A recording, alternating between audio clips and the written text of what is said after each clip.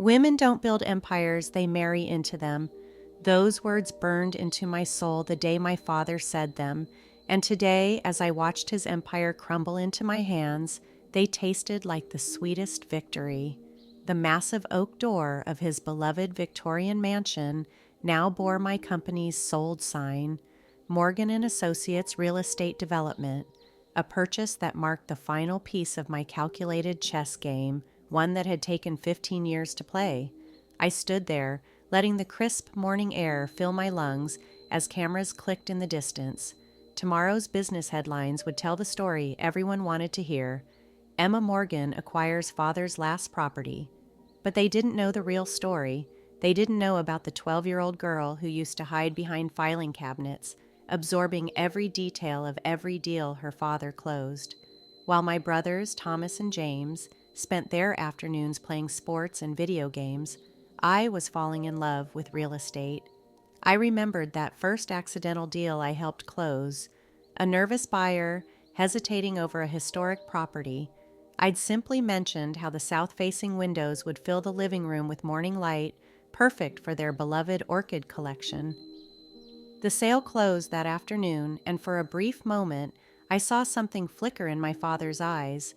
Pride, quickly replaced by concern. "Emma," he'd said later that evening, his voice heavy with what I now recognized as prejudice masked as concern, "it's wonderful that you're interested in the business, sweetheart, but let's focus on more suitable activities for a young lady." That same night, I overheard him in his study, laughing with his business partners. "My Emma's got a good eye, I'll give her that. But business is a man's world. Better she learns to find a good husband who can provide for her." My mother, Claire, had been different. In the quiet moments when father worked late, she taught me everything she knew about real estate. Her knowledge surprised me then. It wasn't until years later that I understood why. She would spread out property maps on the kitchen table after dinner, teaching me to read market patterns like constellations in the night sky. "The secret, Emma," she'd whisper, her eyes bright with suppressed ambition, "is to see what others miss. Property isn't just about buildings, it's about people, communities, futures." My brothers were growing up in a different world entirely. Father groomed them relentlessly for the business, even though Thomas's eyes glazed over during market discussions, and James's property evaluations consistently missed the mark. But they were sons, and in my father's world, that was all that mattered. I excelled in ways my brothers couldn't match, or perhaps didn't care to. While they fumbled through mandatory internships at father's company, I was building a portfolio of my own. Small at first, a neglected duplex here, a foreclosed storefront there. I used my babysitting money, then my tutoring earnings, studying each property like my mother had taught me. Every success felt like a secret victory, every setback a lesson learned in her memory. The day we lost her changed everything. I was 15 when cancer took her, far too quickly for any of us to prepare. Father retreated into his work, leaving an emptiness that seemed to echo through our sprawling house. My brothers dealt with their grief by trying harder to be what father wanted, perfect heirs to his real estate empire. But I channeled my grief into determination. Each property report I studied, each market analysis I compiled, felt like a conversation with her. In those quiet moments surrounded by paperwork and possibilities, I could almost hear her voice. "See what others miss, Emma. See what others miss." Looking back now, I realized those early years had laid the foundation for everything that followed: the betrayal, the struggle, and ultimately the triumph. Standing here today, watching the sun climb higher over my father's former mansion, I couldn't help but smile at how the story had unfolded. Because while he had been so focused on teaching my brothers to inherit his empire, he had completely missed seeing me build my own. College marked my first taste of true independence, and I savored every moment of it. While my father expected me to major in something suitable for a young lady, his suggestions ranging from art history to home economics, I dove headfirst into business and finance. What he didn't know was that I was also working part-time at Rivera and Associates, a competing real estate firm. I started as a receptionist, but within months, I was helping with property assessments and market analyses. My instincts, honed by years of secret study and my mother's teachings, proved sharper than even I had expected. Every weekend, when I returned home for mandatory family dinners, I watched my brothers stumble through their roles in our father's company. Thomas, now handling client relations, had mastered the art of smiling and nodding while understanding nothing. James at least tried, but his heart wasn't in it. I'd catch him sketching building designs instead of reviewing property reports. Father remained oblivious to their inadequacies, proudly introducing them as his successors at every business function. The breaking point came during my final semester. Father had gathered us in his study, that sacred space where all major family decisions were announced, the heavy leather chairs, the wall of business awards, the portrait of grandfather who'd sold our family's first property. Everything spoke of legacy. A legacy, I was about to learn, that had no place for daughters. I've decided it's time to discuss the future of Morgan Properties, Father declared, standing before his mahogany desk like a king addressing his court. I'm not getting any younger, and it's important that we secure the company's succession. He smiled at my brothers, completely ignoring my presence in the corner chair. Thomas will take over as CEO with James handling development and acquisitions. My heart pounded, but I forced myself to remain still, waiting. Surely after all these years, after seeing my dedication. As for you, Emma, he finally turned to me, his expression softening in a way that made my stomach turn. I've set up a trust fund, a generous one. It will be released upon your marriage to a suitable husband who can provide for you properly. The silence that followed felt like a physical weight. 22 years of dismissed dreams and patronizing pats on the head crystallized into this moment. I stood slowly, my mother's voice echoing in my mind. See what others miss, Emma. And what if I don't want a husband to provide for me? My voice was steady, surprising even myself. What if I want to provide for myself? Father's laugh, though gentle, cut like a knife. Sweetheart, real estate is a complex business. It requires what, Father? The ability to see potential where others see problems? The vision to transform properties into opportunities? Or just the right chromosomes? Thomas shifted uncomfortably in his chair. James suddenly found his shoes fascinating, but I wasn't done. Did you know I've been working at Rivera and Associates? Did you know I've personally closed 12 deals in the past year?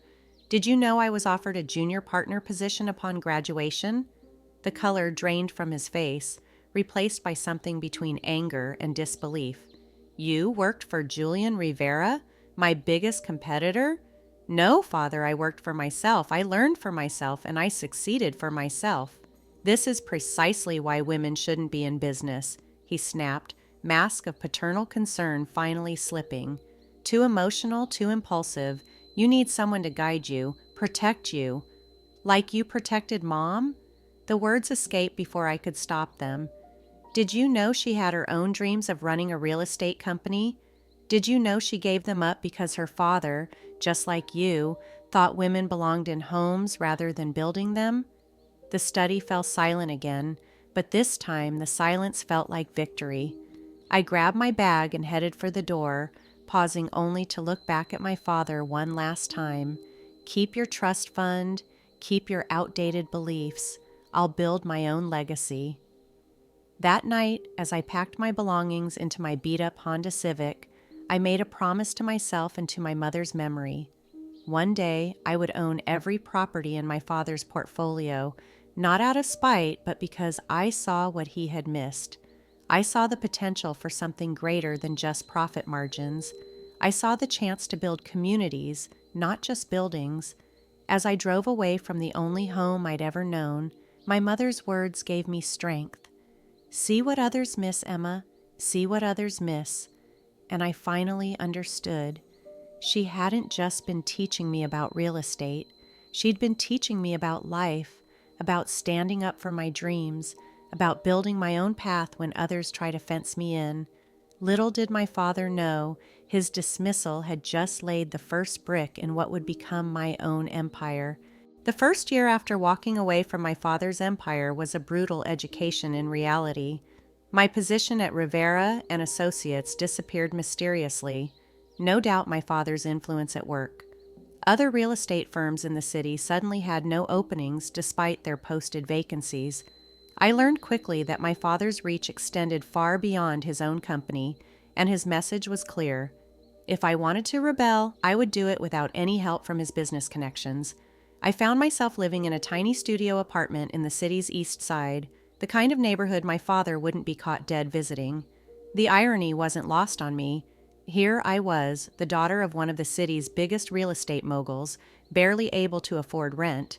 But that apartment became my war room, its walls covered with market analyses, property listings, and development plans.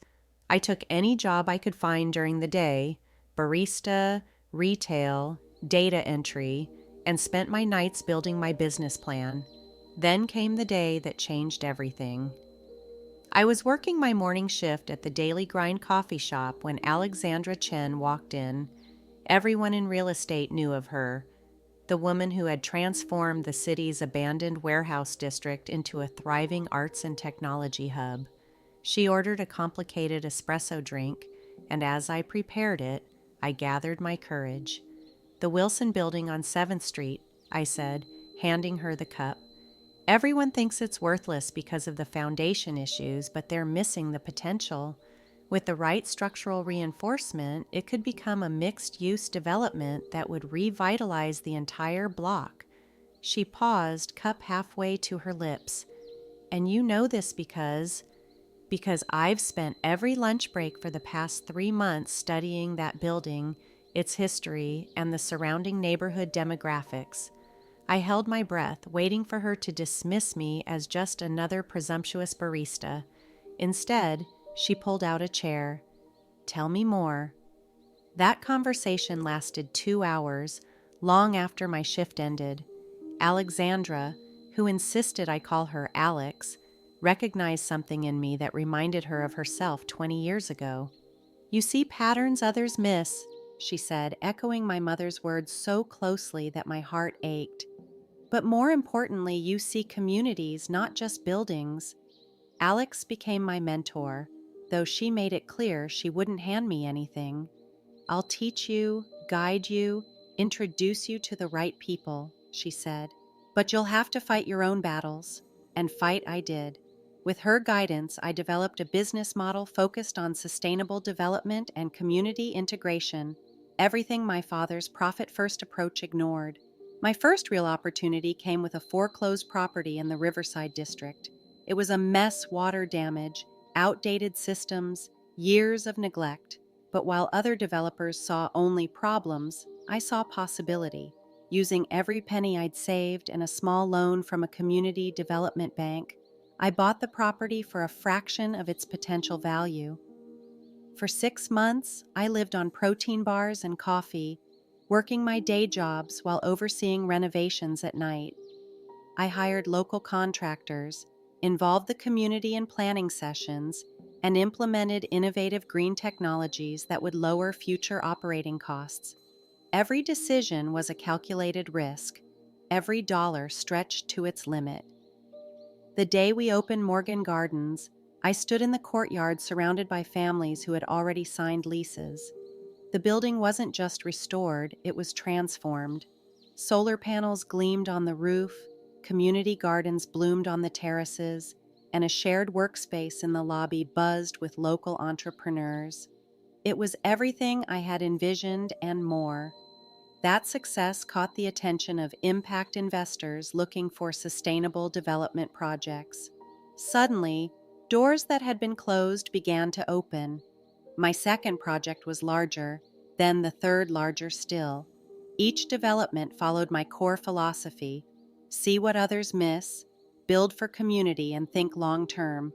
But it wasn't until the Henderson Block project that my father finally noticed. I had quietly acquired the rundown property next to one of his premium developments, a property he had dismissed as worthless. Within a year, Morgan Gardens Henderson became the talk of the city, its innovative design and community focus drawing praise from urban planning experts and residents alike. More importantly, it was outperforming my father's neighboring property in both occupancy rates and rental income. I kept every rejection letter from that first year in a folder on my desk. Each one reminded me of how far I'd come, of the lessons learned through failure, and of the strength I'd found in starting over. But it was my mother's voice that still guided me. See what others miss, Emma. And what others had missed, what my father had missed, was that success in real estate wasn't just about buying and selling buildings. It was about building something that mattered. Success had a way of making enemies, especially within my own family. As Morgan and Associates flourished, my father's empire began showing cracks. Thomas and James were struggling to maintain the portfolio they'd inherited, their lack of genuine passion for the business finally catching up with them. While I had spent years learning the industry from the ground up, they had merely been playing their assigned roles. It started with small things, missed maintenance schedules, overlooked lease renewals, poor tenant relations, but in real estate, small problems had a way of cascading into larger ones. One evening, my phone lit up with an unexpected call from James. "Emma, I know I'm probably the last person you want to hear from," he began, his voice tight with stress, "but I need your advice. The Riverside Plaza project is hemorrhaging money, and I don't know how to stop it." I sat in my office, watching the city lights flicker on as dusk settled. Part of me wanted to savor my brother's failure, to let them reap what our father's prejudice had sown. But I heard my mother's voice in my head. "Business is about people, Emma, even when those people have hurt you. Send me the project files," I said finally. "All of them." As I reviewed the documents that night, a pattern emerged. My brothers weren't just making rookie mistakes. They were repeating our father's outdated business model in a market that had evolved beyond it. They were trying to force luxury developments in neighborhoods that needed affordable housing, ignoring community needs in favor of quick profits. Meanwhile, Thomas was making increasingly risky investments, trying to maintain the appearance of success. I tracked his moves through industry contacts, watching as he leveraged properties that had been in our family for generations. It was like watching a slow-motion car crash. But it was during this time that I discovered something else entirely. While reviewing old property records for one of James's troubled developments, I found a series of transactions that didn't make sense. Properties purchased 20 years ago under the name CE Enterprises, small at first, but growing steadily until they abruptly stopped around the time of my mother's death. My hands shook as I dug deeper. CE Claire Edwards, my mother's maiden name. She hadn't just taught me about real estate. She had been quietly building her own portfolio, hidden from my father's notice. The properties were modest but strategically chosen, each one cash flow, positive and well-maintained. Late that night, I found myself in the dusty storage unit where we had kept my mother's belongings. In a box marked Old Tax Records, I found a leather-bound journal. My mother's elegant handwriting filled its pages with property analyses, market predictions, and detailed plans that mirrored my own current business strategy with uncanny precision. "My dearest Emma," read an entry dated just months before her death. "You see it, don't you? The patterns, the possibilities, the potential that others miss? Your father calls it luck, but we both know it's more than that. It's vision. And vision, my darling girl, is what separates true builders from mere owners." The journal revealed more than just business insights. It told the story of a brilliant woman who had been forced to hide her talents, who had channeled her frustrated ambitions into teaching her daughter everything she knew. But it also hinted at something bigger, a plan she had set in motion long ago. Before I could process these revelations, an urgent message came from Alex. My father had suffered a stroke. He was stable but weakened, and the news had sent shockwaves through the real estate community. Rumors of Morgan Properties' vulnerable position began circulating, and vulture investors were already circling. Thomas called an emergency family meeting at the mansion. As I drove there, my mother's journal sat heavy in my bag, its secrets burning to be revealed. The pieces were starting to fall into place. My mother's careful lessons, Alex's timely appearance in my life, the hidden property portfolio. But I had no idea that what I was about to discover would change everything I thought I knew about my family's legacy. Walking into my father's study that evening, I saw the strain etched on my brothers' faces. Thomas had aged a decade in the past year, and James looked like he hadn't slept in weeks. The empire they had inherited was slipping through their fingers, and now, with our father incapacitated, they were truly on their own for the first time. Little did they know, the true power play was just beginning, orchestrated years ago by the woman whose portrait still hung above my father's desk. Our mother, the secret architect of a plan that was only now coming to light. The market crashed on a Tuesday, not a dramatic sudden collapse like in '08, but a steady, relentless decline that industry veterans had seen coming for months. Property values in the luxury sector, my father's bread and butter, were the first to fall. While Morgan Properties' high-end developments sat half empty, my sustainable, community-focused properties maintained near full occupancy. The market was shifting, and for once, timing was on my side. I watched from my office as Thomas appeared on the local business news, trying to project confidence.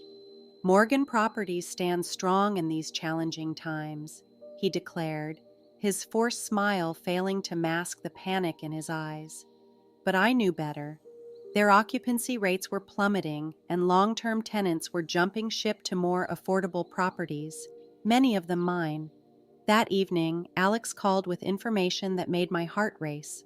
Your brother Thomas is seeking emergency refinancing for 6 of their major properties, she said. And Emma, he's using your father's personal assets as collateral. The implications hit me like a thunderbolt. Thomas was gambling with not just the company's future, but our father's entire legacy.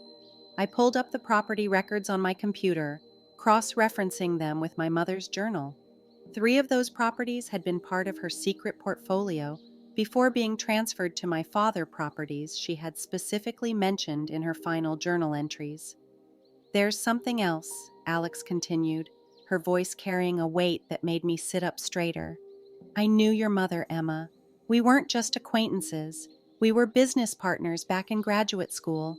Claire and I had plans to revolutionize urban development, focusing on sustainable, community-centered projects. Sound familiar?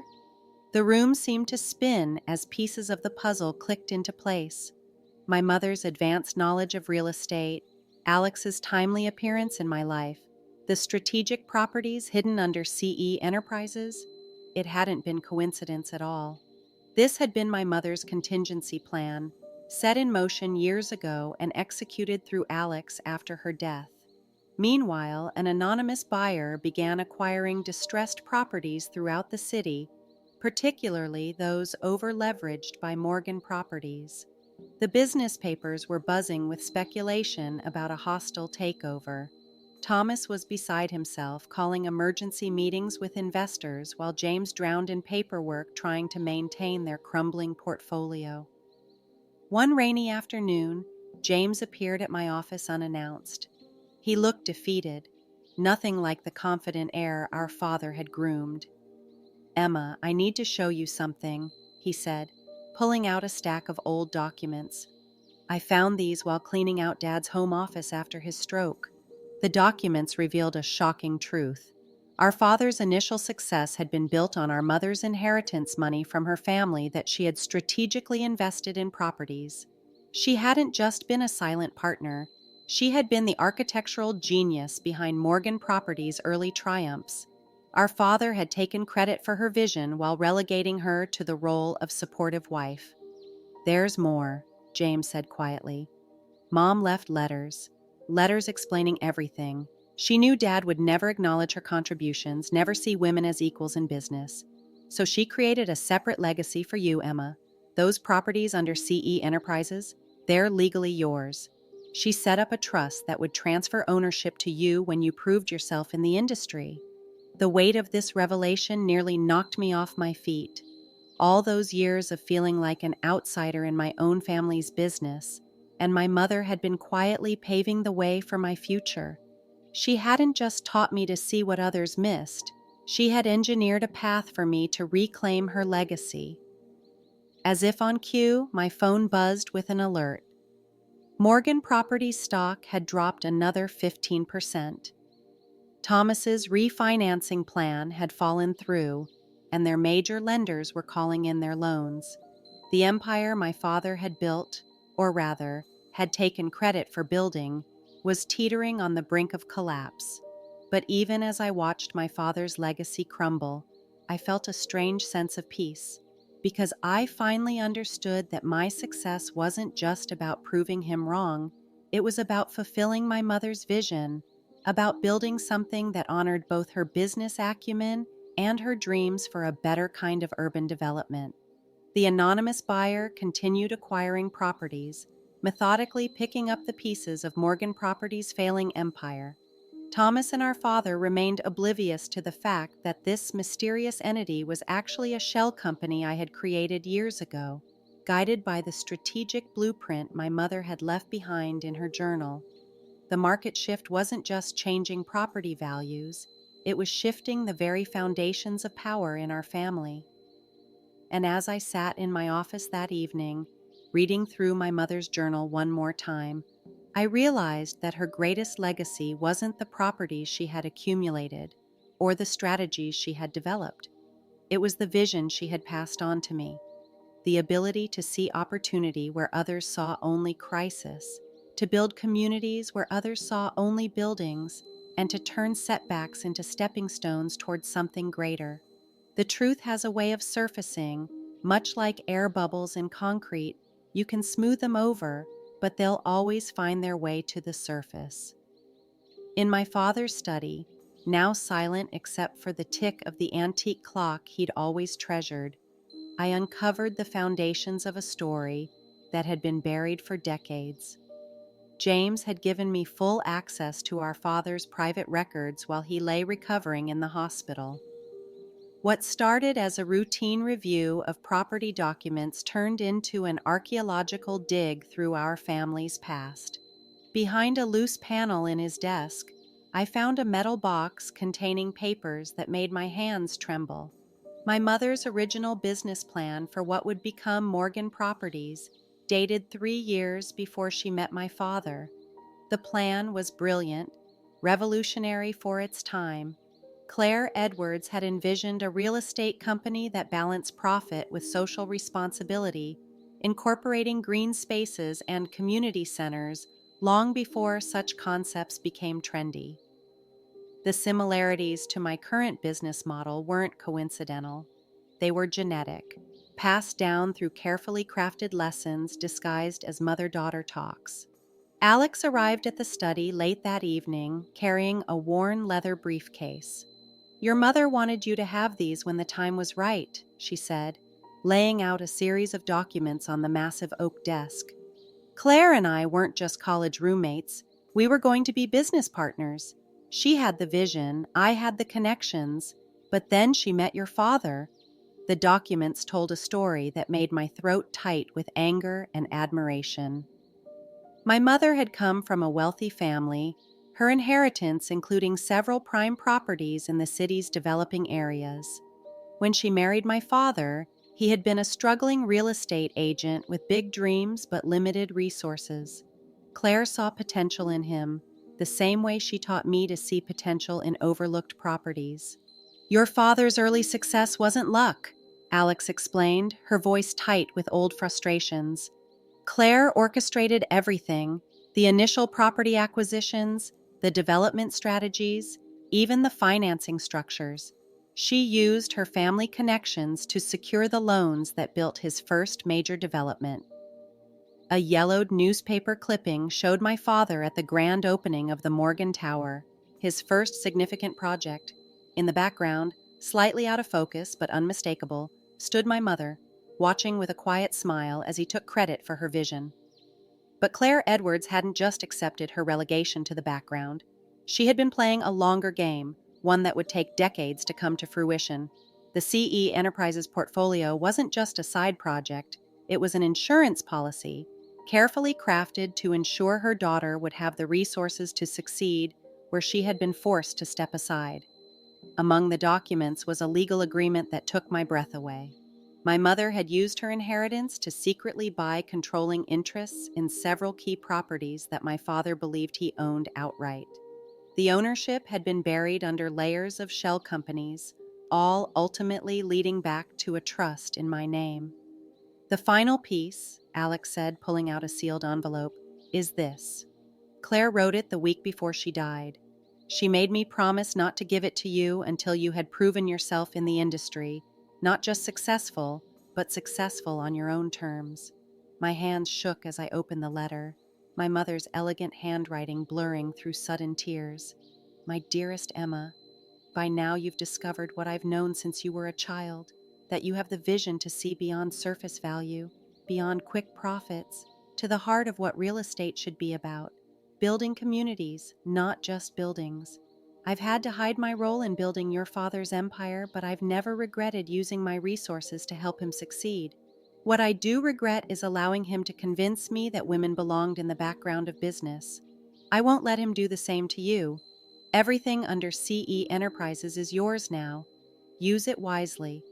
The properties I've acquired aren't just assets, they're keystones. When the time is right, you'll understand how to use them to reshape not just the company, but the entire landscape of what Morgan Properties could become. Remember what I've taught you. See what others miss. Your father missed the most important thing of all, that his greatest asset wasn't his buildings or his connections, but his daughter. All my love, Mom. The letter slipped from my fingers onto the desk. In the growing darkness of the study, surrounded by the evidence of my mother's brilliant, patient strategy, I finally understood the full scope of her plan. She hadn't just been teaching me about real estate, she had been preparing me to reclaim her legacy and transform it into something greater than my father had ever imagined. Alex watched me process this revelation, a small smile playing at her lips. Ready to make your mother proud? I looked up at my mother's portrait, seeing it with new eyes. The slight smile I'd always thought was one of submission now looked knowing, almost triumphant. I already have, I replied, but now it's time to finish what she started. The boardroom of Morgan Properties had always felt like a temple, a shrine to my father's ego, with its imposing mahogany table and wall of achievement awards. Today, it felt more like a courtroom. I sat at one end, surrounded by property documents, acquisition reports, and my mother's journal. At the other end, Thomas frantically shuffled through papers, his designer suit wrinkled from too many consecutive 18-hour days. "This has to be illegal," he sputtered, looking up from the documents my lawyers had just delivered. You can't." Can't what, Thomas? Can't acquire properties in a fair market? Can't execute legitimate business strategies? Can't succeed because I'm a woman? Each word was carefully measured, years of suppressed frustration finally finding their voice. James sat between us, oddly calm as he reviewed the evidence of my systematic acquisition of Morgan Properties assets through various shell companies. "She's not just buying properties, Thomas," he said quietly. "She's saving them. Look at the occupancy rates, the community satisfaction scores. Everything she touches turns around." The door opened and all heads turned as our father was wheeled in by his nurse. His stroke had left him weakened but hadn't dimmed the intensity of his gaze. He looked older than his years, diminished somehow in the same room where he had once held court like a king. "What's the meaning of this?" His voice was softer than before, but still carried the authority we'd grown up fearing. "Emma, what are you doing to my company?" "Your company." I opened my mother's journal and began to read. With each revelation, the hidden ownership structures, the brilliance behind the early acquisitions, the true source of the initial capital, I watched the color drain from his face. Or should I say, Mom's company? "Claire was," he began, but I cut him off. A genius, I finished. A visionary who understood that real estate isn't just about buildings, it's about building communities. Everything you took credit for, every strategic move that built your empire, came from her. And now, through me, her vision is finally being realized. I stood and walked to the wall of screens behind me, clicking through images of the properties I'd acquired and transformed. While you were busy protecting your outdated empire, I built something new: sustainable developments that actually serve their communities, affordable housing that doesn't sacrifice quality, commercial spaces that support local businesses. Thomas slumped in his chair as the numbers scrolled past: occupancy rates, profit margins, community impact scores. Every metric showed the same story. My properties weren't just outperforming the old Morgan model, they were redefining what success looked like in modern real estate. "It's over, Dad," I said softly. "I own controlling interest in every major property in the Morgan portfolio, but unlike you, I didn't have to steal or suppress anyone to do it. I built this fairly, transparently, and on my own merit." "You can't," he wheezed, his face flushed. "You're my daughter." "Exactly," I cut in. "I am your daughter, and I'm also Claire Edwards' daughter. The difference is she saw my potential instead of trying to suppress it." James stood up suddenly. "I'm with Emma," he announced, surprising everyone. "She's right, not just about Mom, but about everything. The market has changed, the world has changed, and Emma's vision is what Morgan Properties needs to survive." The silence that followed was deafening. Thomas looked between James and me, years of ingrained loyalty warring with the undeniable evidence before him. Finally, he spoke. "What happens now?" I laid out my proposal: a complete restructuring of Morgan Properties under my leadership, with a new focus on sustainable, community-centered development. James would head the architectural division he'd always dreamed of creating. Even Thomas would have a place, if he was willing to learn a new way of doing business. "And what about me?" my father asked, his voice barely a whisper. I walked over to his wheelchair and knelt beside it, taking his hand. "You get to watch your company become what Mom always knew it could be. You get to see her vision finally come to life. And maybe, just maybe, you'll learn to see what you've been missing all these years." The sun was setting outside the boardroom windows, casting long shadows across the room. In the fading light, I could almost see my mother standing there, that knowing smile on her face. She had taught me to see what others missed, and now, finally, everyone else would see it too. 1 year later, I stood at the podium of the newly inaugurated Claire Edwards Business Center, looking out over a sea of faces. The renovation of my father's former headquarters had been my first project after the merger, transforming the cold, corporate space into something that embodied my mother's vision of what a business center should be. Gone were the imposing marble walls and intimidating security desks. In their place, floor-to-ceiling windows flooded the space with natural light, while living walls brought the outside in. The ground floor housed a community innovation hub, where local entrepreneurs could access resources and mentorship. Upper floors combined traditional offices with collaborative spaces, childcare facilities, and rooftop gardens. "Today," I began, my voice carrying across the hushed audience, "we're not just opening a building, we're opening doors that were closed to too many for too long." My father sat in the front row, changed from the man who had once dismissed my ambitions. His recovery had been slow, but with it came a different kind of healing.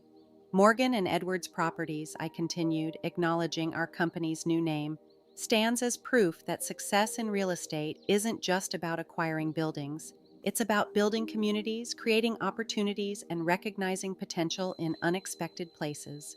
James stood to my right, beaming with pride. His architectural division had flourished, bringing innovative design solutions to our community-focused developments. Even Thomas had found his place, heading our newly established mentorship program for women in real estate.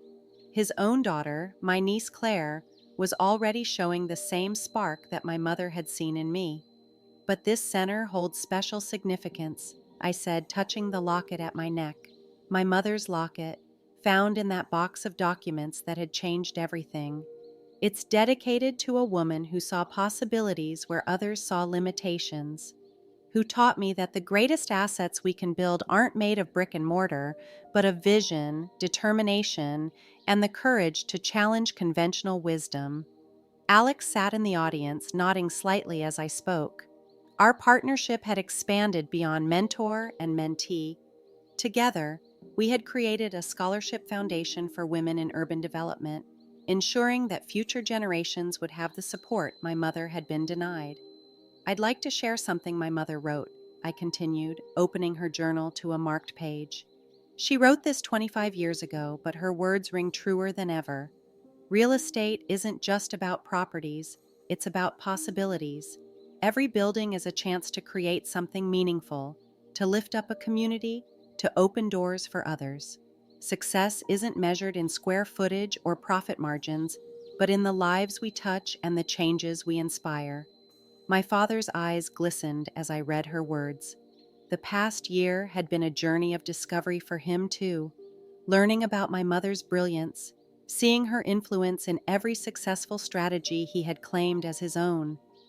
His public acknowledgement of her role in building Morgan Properties had made headlines, but more importantly, it had started conversations throughout the industry about women's overlooked contributions. Today, we're not just honoring one woman's legacy, I concluded. We're creating a new one. Every young woman who walks through these doors will know that her dreams have value. Every entrepreneur who finds support here will know that innovation comes in all forms. And every community touched by our developments will know that real estate can be a force for positive change. As applause filled the atrium, I looked up at my mother's portrait, not the demure painting that had hung in my father's study, but a new one showing her as she truly was, brilliant, determined, visionary. Below it, a plaque bore her favorite words, "See what others miss." Later that evening, I sat in my office, formerly my father's, now transformed like everything else. The city lights twinkled beyond my windows, each one representing a home, a business, a dream. On my desk sat a framing of the company's new mission statement, crafted from my mother's business plan, building more than properties, building possibilities. My daughter Lucy, just 5 years old, played quietly in the corner of my office, arranging building blocks into increasingly complex structures. She had my mother's eyes, and I was beginning to suspect her vision for seeing potential where others saw only obstacles. "Mommy!" she called out. "Look what I built!" I turned to see her creation, not just a tower, but a carefully planned arrangement of spaces with toy figures placed throughout. "And what's this part?" I asked, pointing to an open area in the center. "That's where people come together," she explained with the certainty only a child can possess. "Every building needs a heart." I smiled, hearing my mother's wisdom echoing through generations.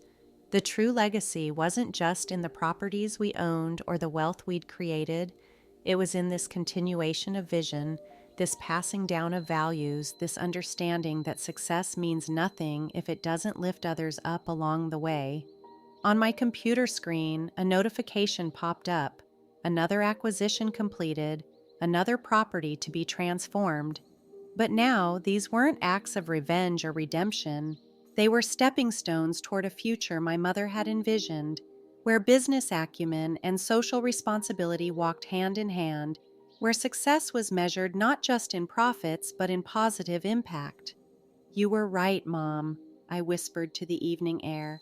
"There's always something others miss, and sometimes what they miss changes everything."